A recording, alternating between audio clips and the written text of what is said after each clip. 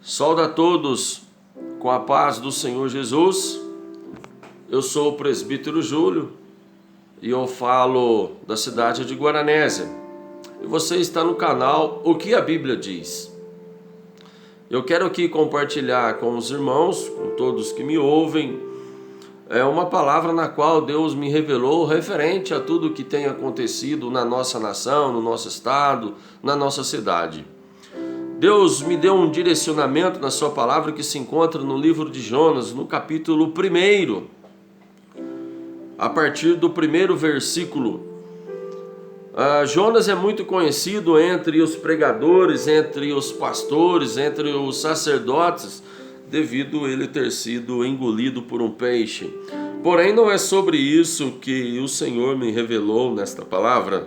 É para tratar com a igreja a respeito de uma desobediência e de algumas questões que Jonas ele não quis tratar, se tornando um desobediente. No capítulo 1, a palavra de Deus diz assim: veio a palavra do Senhor a Jonas, filho de Amitai, dizendo: dispõe-te, vai à grande cidade de Nínive, clama contra ela.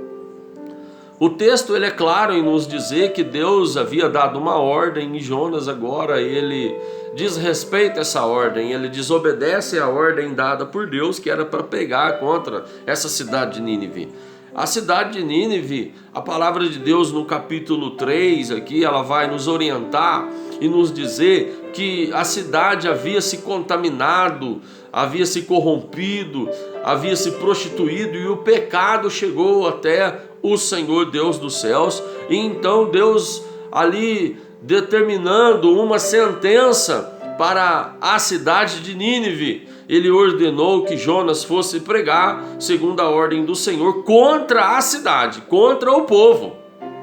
Jonas então, não querendo ir, desobedecendo, ele entra no navio e vai para Tarsis.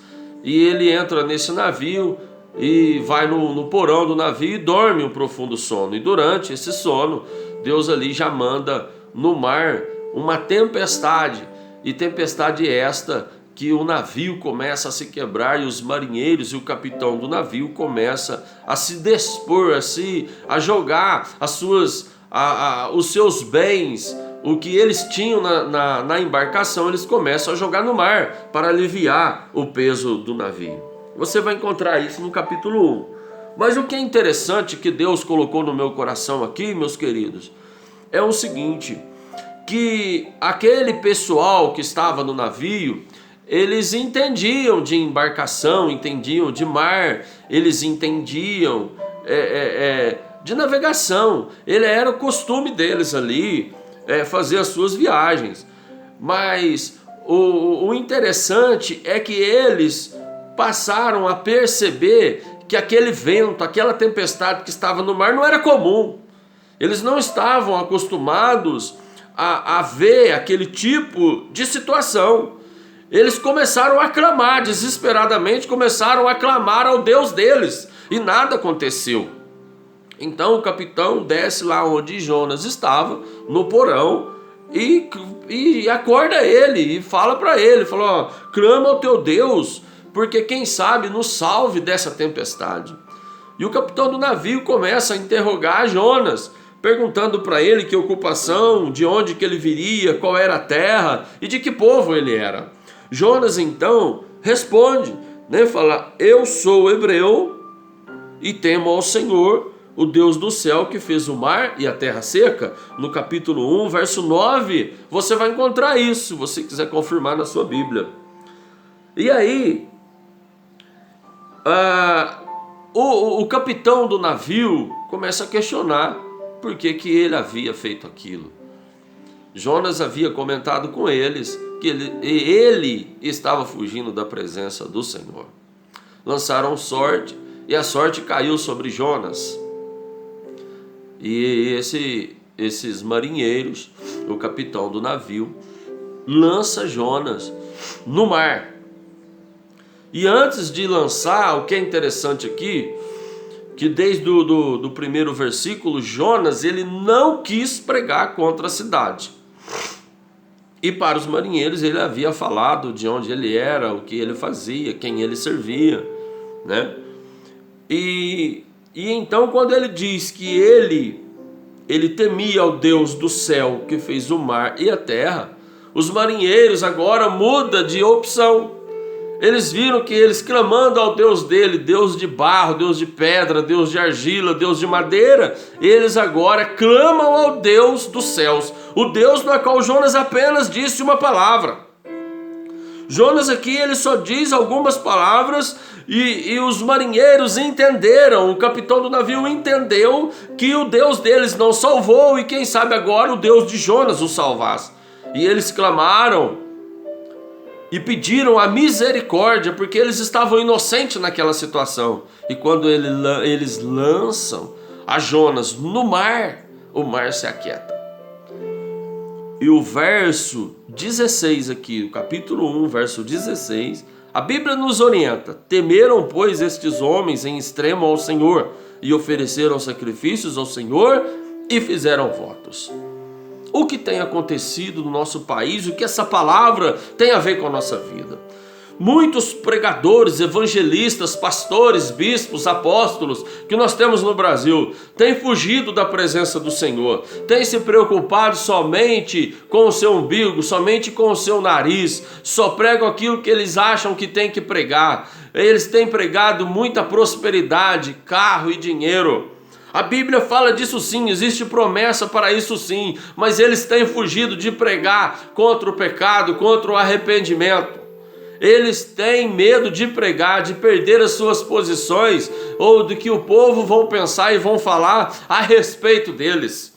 Os pregadores hoje em dia no Brasil são os frouxos e não pregam a verdade para o povo ouvir. Jonas aqui fugindo da presença do Senhor, ele traz um caos naquele lugar. E glória a Deus que aqueles homens, eles entenderam que aquela situação não era normal, não era comum. O que nós temos vivido hoje aí, meus irmãos, no Brasil, o povo tem visto esse corona aí, ó. Isso é a mão de Deus que está pesando. Quantos jornalistas que vieram a blasfemar do nome do Senhor Jesus Cristo, quantos cantores que vieram a blasfemar essa marcha carnavalesca aí, que vieram a blasfemar do nosso Senhor, e agora está esse caos. É por causa do pecado, da corrupção generalizada, é por causa dos desejos ilícitos, e o povo só quer saber de arruaça para a rua fora. O povo só quer saber de propina e corrupção, de engano, de mentira. O povo não quer mais se converter ao Senhor. E os pregadores não pregam a verdade, como aconteceu aqui nesse capítulo 1 do livro de Jonas. Querem fugir da sua responsabilidade. Jonas fugiu da sua responsabilidade e o caos veio. É o que está acontecendo no país. Aqui era para ele pregar contra a cidade de Nínive, porque Nínive havia pecado e havia se prostituído, e Deus estava com uma sentença sobre ela. Muita gente, irmãos, muitas pessoas creem em outro Deus e com poucas palavras vão se converter ao Senhor Jesus, como aconteceu aqui nesse texto.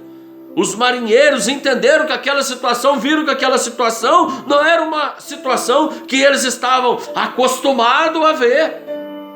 Entenderam, entenda que o que está acontecendo no Brasil não é algo comum. Nunca aconteceu isso antes, é algo sobrenatural, é a mão de Deus, que eu e você temos que nos arrepender das nossas más obras. Passa o capítulo 2, que conta a história, quando Jonas é engolido por um peixe, e nós entramos aqui no capítulo 3. Deus não me revelou nada sobre o peixe, mas quando passa o capítulo 2 e entramos no capítulo 3, o texto, o capítulo 1, o versículo 1 do capítulo 3 diz assim: veio a palavra do Senhor segunda vez a Jonas, dizendo: dispõe-te, vai à grande cidade de Nínive e proclama contra ela a mensagem que eu te digo. Olha aí, irmãos, uma segunda chance. Jonas agora, após ter passado por uma situação complicada no ventre do peixe, ele aqui no capítulo 3, Deus fala com ele novamente para ele ir. A responsabilidade que era para ele ter feito no capítulo 1. Agora no 3 Deus dá uma nova chance e ele vai e prega. Agora ele obedece. Ele vai e prega contra a cidade. A Bíblia diz aqui, 3:3, levantou-se, pois, Jonas e foi a Nínive, segundo a palavra do Senhor. Eu quero dizer, irmãos, que os pregadores do Brasil não têm que fazer a sua vontade. Eu não posso fazer minha vontade. Eu não posso fazer o que eu quero, falar o que eu quero. Eu sou responsabilizado por isso e no dia do juízo vou ser cobrado por omissão também. E por aquilo que eu falo, se eu falo mentira, se eu não vivo o que prego.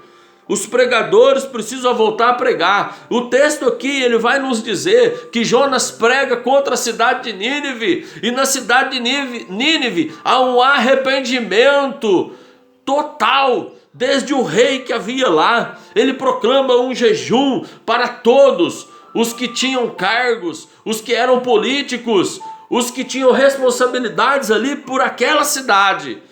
Todos fizeram um jejum. Oraram, vestiram de pano de saco, e até os animais eles fizeram jejuar e orar, e se arrependeram das obras más das suas mãos.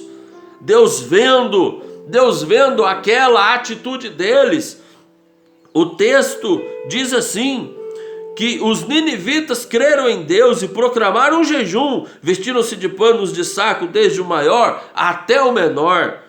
Chegou essa notícia ao rei de Nínive. O povo se arrependeu. Ele levantou-se do seu trono, tirou de si as vestes reais, cobriu-se de pano de saco e assentou-se sobre cinza. E proclamou esse jejum em toda a cidade de Nínive. E ele disse assim: quem sabe se voltará a Deus e se arrependerá e se apartará do furor da sua ira, de sorte que não pereçamos. Amados, quando há arrependimento, é mudança de comportamento, mudança de atitude. O que você fazia, agora você não faz mais.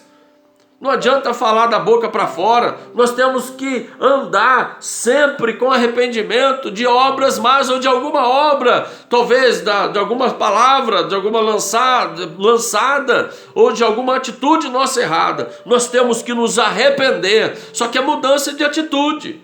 Às vezes a pessoa fala: eu sirvo a Deus, mas ele sai na sua vida social e não cumpre nada. Fala e não honra, compra e não paga, mente, briga com todo mundo, tudo é na base na bala, na faca, no tapa. Nós temos que ter mudança de comportamento, mudança de atitude quando há arrependimento nas nossas vidas. E o texto aqui, amados, a palavra de Deus diz assim no verso 10: viu Deus o que fizeram, como se converteram do seu mau caminho, e Deus se arrependeu do mal que tinha dito lhes faria, e não fez. Quanta corrupção nesse Brasil, quantos políticos corruptos. A gente vê corrupção no STF, no STJ, a gente vê em todos os lugares, em todas as instituições. É uma barganha, é uma troca. Eu não posso generalizar aqui por completo, mas há uma grande corrupção que se instalou, generalizada, quase que por completo em todo o país. É o pecado se alastrando, as grandes mídias contra a família, contra a palavra de Deus, deturpando a palavra de Deus, menosprezando a palavra de Deus, menosprezando o Senhor Jesus. Essa porcaria desse carnaval, menosprezando o Senhor. Que palhaçada é essa? Agora está aí esse caos. Isso é a mão de Deus. E nós temos que nos arrepender. E nós temos que nos revoltar contra isso. E pregar contra esse sistema diabólico que está no país. Deus aqui, ele se arrependeu quando ele viu a atitude do povo. Quando ele viu a atitude do rei e de todos que estavam na cidade. Deus se arrependeu e não fez o mal. No Brasil, é isso que todos nós precisamos fazer. Pregadores têm que voltar a pregar a palavra da verdade para haver conversão, arrependimento na vida das pessoas. E o povo também precisa se arrepender de modo geral. É de modo geral, mudança de comportamento, mudança de atitude, para que Deus, ele se lembre de nós e tenha misericórdia de nós. Aqui algo que me chama a atenção, que é interessante. O rei disse assim: quem sabe se voltará a Deus e se arrependerá e se apartará do furor da sua ira, de sorte que não pereçamos? Sabe o que é isso, irmãos? É o rei, ele fez voluntário, ele não fez com barganha, ele não estava preocupado se Deus iria fazer algo ou se Deus não iria. Olha só, quem sabe Deus se voltará para nós? Quem sabe? Ou seja, irmãos, hoje no país as pessoas querem fazer algo em troca. Eu vou dar uma oferta na igreja porque Deus vai me abençoar com a casa. Eu vou dar o dízimo porque Deus vai me prosperar. Amado, nós temos que servir a Deus pelo que Ele é e não pelo que Ele pode fazer. Se Ele vai fazer ou não, Ele é Deus. Nós dependemos dEle, Ele é soberano. A soberania de Deus, ela é gloriosa. Aqui nós vemos o texto, Deus mandou um vento, uma tempestade no mar, soberania de Deus. Deus ordenou um peixe no capítulo 2 para tragar a Jonas, soberania de Deus. Deus quis usar Jonas para pregar contra a cidade de Nínive, soberania de Deus. Usa quem quer, fala com quem quer. Ele não está preso à vontade de homem, mas ele olha para o coração. Deus viu a atitude, Deus viu a obra do povo de Nínive e não fez o mal que iria fazer, porque houve arrependimento, sem interesse, sem barganha, fez de coração voluntário. Amados, que essa palavra fique no seu coração. Eu não sei até onde vai chegar, mas o canal aqui que Deus colocou no meu coração, o título dele é O que a Bíblia diz. O que a Bíblia diz sobre o que está acontecendo nesse Brasil nos últimos dias. É isso, amados. Precisamos nos arrepender das nossas atitudes, dos nossos comportamentos, das obras más das nossas mãos. Por que eu? Porque eu tenho que pregar e viver o que eu prego. Eu não posso pregar e não viver. Eu vou ser responsabilizado e vou ser julgado no dia do juízo e vou ser cobrado por isso. Mas se eu ser omisso, também vou ser cobrado.